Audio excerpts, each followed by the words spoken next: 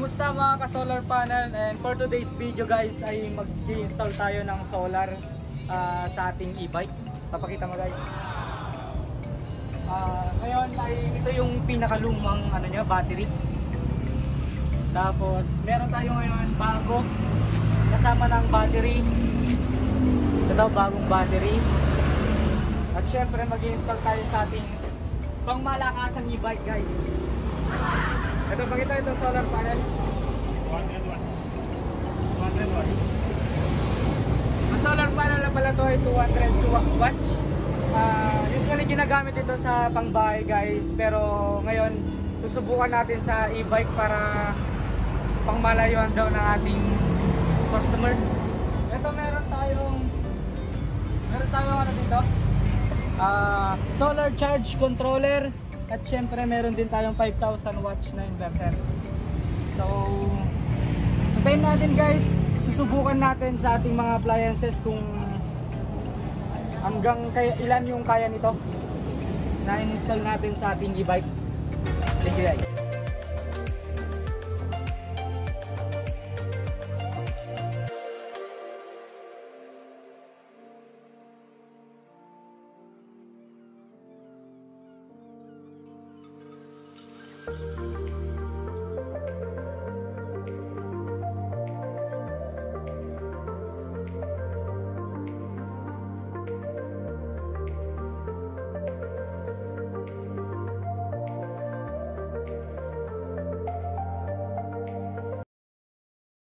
So ngayon guys, papakita na natin itong sisimula tayo dito sa ating battery.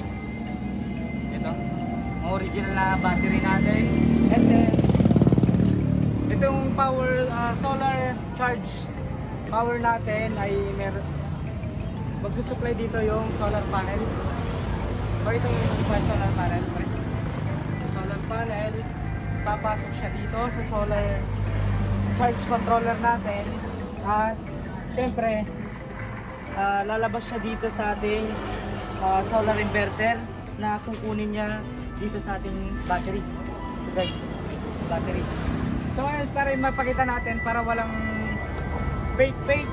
So naka-open natin ang solar inverter natin guys. Itong wire natin, ito nakasaksak sa ating solar controller. And then ito yung ating saksakan. So nakasaksak na natin. Pakita mo yung TV guys. Ayan. Subukan natin ngayon ang dalawang electric fan kung kaya niya.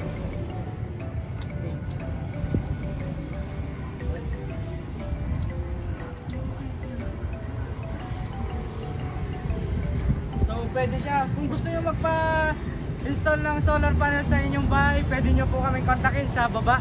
Maglalagay ako ng contact number at syempre tawagan nyo lang po.